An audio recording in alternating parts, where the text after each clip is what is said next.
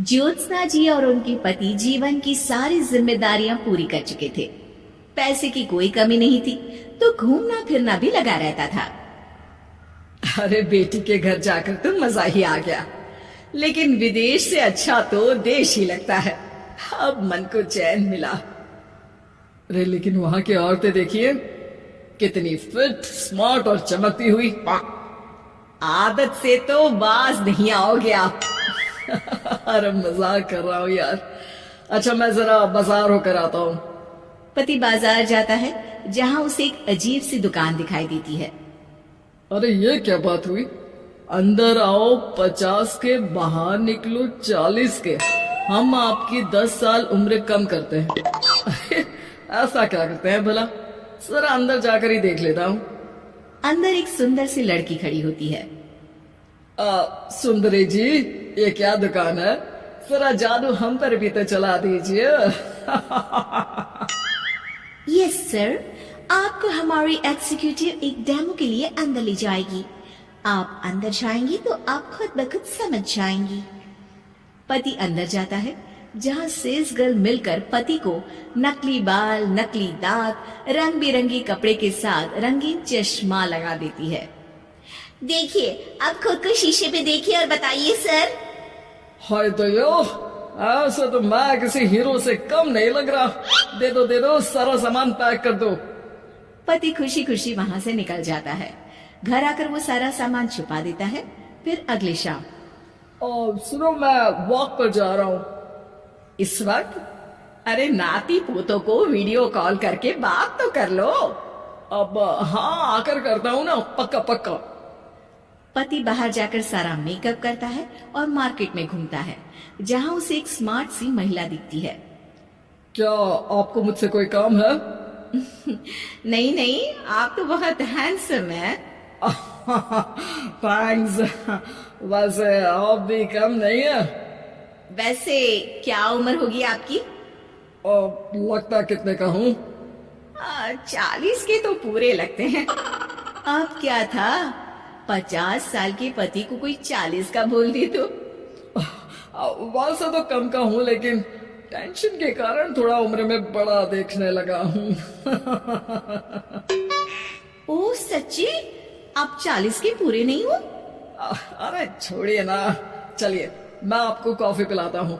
यहाँ की कॉफी काफी शानदार होती है।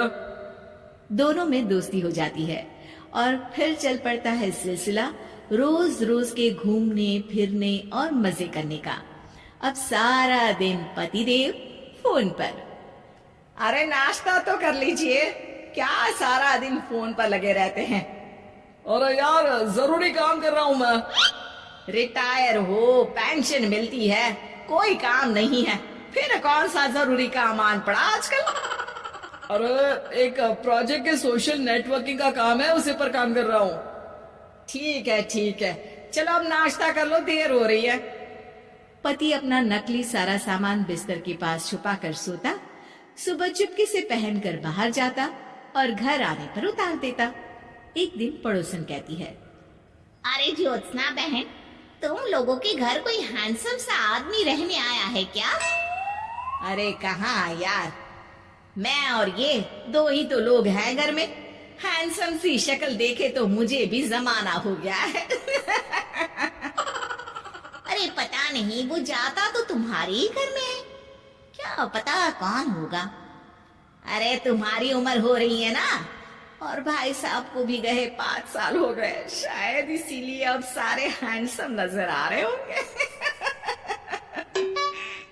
पड़ोसन भी ज्योत्सना की बात पर मुस्कुराकर वहां से चली जाती है। एक दिन, अरे सुनो जी, बहू बेटा और पोता आ रहे हैं, कुछ दिनों के लिए वो हमारे साथ ही रहेंगे। अरे शिट यार, ये क्या है? बेटे ने तो कर ली शादी, अब क्या करने आ रहा है यहाँ पर? अरे कैसे बात कर रहे हो जी, इस उम्र में तो माता पिता तरसते हैं कि बच्चे आखिर साथ रहे, लेकिन आप हैं कि। अरे ठीक है ना, लेकिन अब देखो सभी व्यस्त है अपनी जिंदगी में। ये लोग आएंगे रहेंगे, कितनी डिस्टर्ब हो जाएगी लाइफ। कैसी बात कर रहे हो? अरे जैसे बहुत हैपनिंग है ना तुम्हारी लाइफ, तो जो बच्चों के आने से डिस्टर्ब हो जाएगी। अरे दिन काटने मुश्किल होते हैं, बच्चे आ जाएंगे तो थोड़ा दिन रात पता तो चलेगा। ओफो, ठीक है, लेकिन बोल देना कि ना कोई मेरे कमरे में आए, ना मेरी लाइफ में दखल दे कि मैं कहाँ जा रहा हूँ, क्या कर रहा हूँ, समझी? खैर, वो दिन भी आ जाता है जब बहू, बेटा और पोता उन लोगों के घर आते हैं। एक दिन, माँ जी, आज मेड नहीं आई है तो मैं आप लोगों के कमरे में झाड़ू लगा देती हूँ। अरे नहीं बहू, वो तेरे पापा को ना पसंद नहीं है कि कोई उनके कमरे में जाए। तू छोड़ ना, मैं खुद ही लगा दूंगी। सास को समझ में नहीं आता कि आखिर उसके पति ने किसी को कमरे में जाने से मना क्यों कर रखा है। खैर, वो साफ सफाई करके बाहर निकल आती है, लेकिन कहते हैं ना, बच्चा तो अबोध होता है, उसे किसी बात का क्या पता। वो खेलते खेलते दादा के बिस्तर तक पहुंच जाता है और बाहर ले आता है दादा का वो सारा सामान जो वो लगाकर घूमते थे। ज्योत्सना की नजर उस सामान पर पड़ती है। वो बच्चे से पकड़कर कमरे में लाती है और पैकेट खोलकर देखती है। हाय रे दैया, ये क्या? लग रहा है कि आजकल ये प्रोजेक्ट नया मिला हुआ है। बेटी बहू के जाने के बाद ज्योत्सना सोचती है कि वो बात करेगी, लेकिन फिर अरे खुद से बात करूंगी तो मुकर जाएंगे। पता लगाना होगा कि माजरा क्या है। कुछ दिनों बाद, अरे यार, ये बच्चे लोगों के आने से लाइफ ना बड़ी डिस्टर्ब सी रही। मैं कुछ देर के लिए वॉक पर जा रहा हूँ, आराम से आऊंगा 2-4 घंटों के बाद, ठीक है? मैं क्या सोच रही हूँ कि मैं भी आपके साथ चलती हूँ। अरे थोड़ा रिलैक्स मैं भी तो हो जाऊं। हाँ, पड़ोस वाली बुढ़िया के साथ नीचे पार्क में जाकर वॉक करके आ जाओ। अच्छा जी, तुम कार से लॉन्ग ड्राइव के मजे लो और मैं पड़ोस की बुढ़िया के साथ। पति नहीं मानता और अपना पैकेट और कार लेकर निकल जाता है। रास्ते से वो उस महिला मित्र को फोन करता है। हाय ब्यूटीफुल, मैं कुछ दिनों के लिए आउट ऑफ कंट्री था, आज आ गया तो सोचा तुमसे मिल लूं। हाँ, क्यों नहीं, क्लब में आ जाओ। पति क्लब में पहुंचता है, सारा नकली सामान चिपका भी लेता है, लेकिन उसे पता नहीं होता कि ज्योत्सना ने सबका गोंद निकाल दिया है। ओ बेबी, मैंने आपको बहुत मिस किया। मैंने भी। लेकिन वो जैसे ही हंसता है, उसके नकली बाल गिरकर हाथ में आ जाते हैं, जिससे उसका सर गंजा दिखता है। ओ ये क्या? तभी उसका दांत भी हाथ में आ जाता है और ज्योत्सना के पति का सारा बुढ़ापा उसके दोस्त के सामने आ जाता है। हे भगवान, अंकल जी, कौन है आप? कैसी बात कर रही हो अंकल? मैं तो तुम्हारा दोस्त हूँ। अरे पर हो तो अंकल ही ना। नकली दांत, नकली बाल और क्या क्या नकली है। पति को गुस्सा आ जाता है।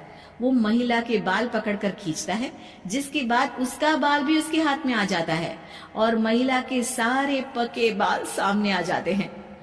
ओह, तो तुम भी उसी दुकान से हो? जाओ 50 के निकलो 40 के। हाँ, बढ़िया आई मुझे अंकल कहने वाली। लेकिन ये समझ में नहीं आ रहा कि मेरे बाल और दांत बाहर कैसे आ गए। तभी वहां ज्योत्सना आ जाती है। जी, मेरी वजह से। चलिए इन आंटी जी को नमस्ते कहिए, फिर घर चलते हैं और वहां मैं बनाऊंगी आपको 40 का।